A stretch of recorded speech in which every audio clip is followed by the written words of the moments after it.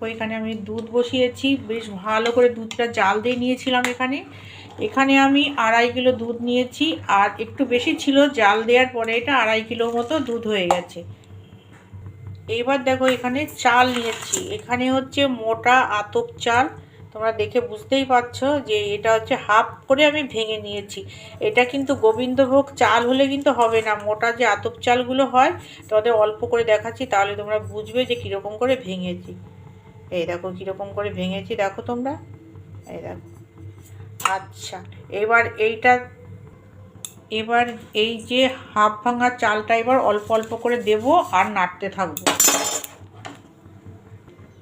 দেখো এখানে আমি 500 গ্রাম মোটা আতপ চাল নিয়েছি, আর এখানে 2.5 কিলো দুধ দিয়ে বসিয়েছি, মানে একটু বেশি ছিল, এটা জাল দিয়ে 2.5 কিলো হয়ে গেছে।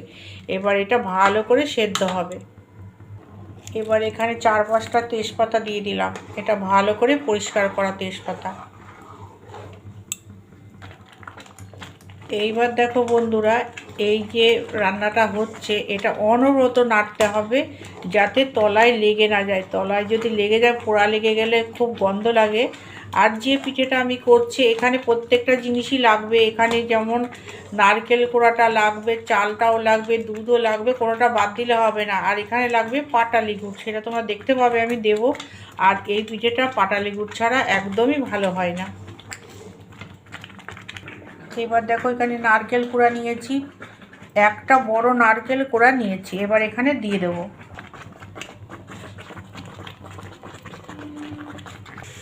এবার গ্যাসটা একটু কমিয়ে দেব। এইবার দেখো বন্ধুরা, এখানে পাটালি গুড় নিয়েছি, এবার পাটালি গুড়টা তোমাদের একটু দেখিয়ে দিই, দেখো কীরকম হয়েছে। দেখো এরকম হয়েছে, একটু কিন্তু শক্ত শক্ত রাখতে হবে, হ্যাঁ। তারপরে এই পাটালি গুড়টা খুবই ভালো, তোমরা দেখলেই বুঝতে পারছো। দেখো কীরকম খুলে খুলে যাচ্ছে, দেখো এত ভালো পাটালি গুড়, সেই জন্য আর আমাকে মানে ভেঙে টেঙে দিতে হচ্ছে না, সেরকম করে এইভাবে দিলেই হয়ে যাচ্ছে। তো দেখো বন্ধুরা, এখানে পাটালি গুড়, নারকেল সব দেওয়া হয়ে গেল।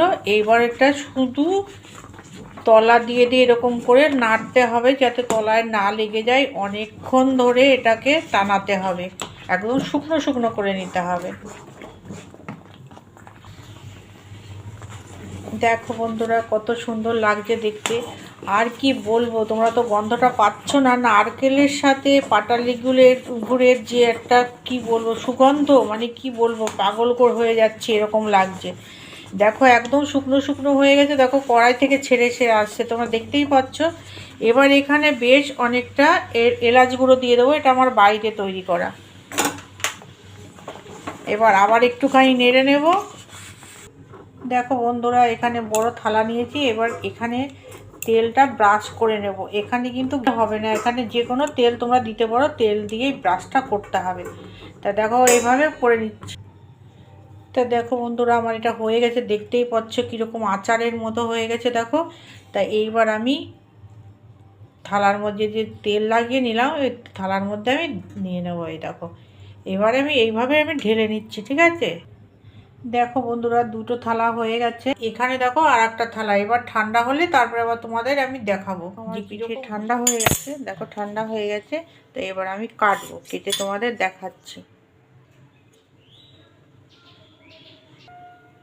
দেখো বন্ধুরা, এখানে এক টুকরো কেটে নিয়েছি, দেখো কত সুন্দর লাগছে। কেমন হয়েছে আমার পিঠেটা অবশ্যই তোমরা কমেন্ট করে বলো, ঠিক আছে।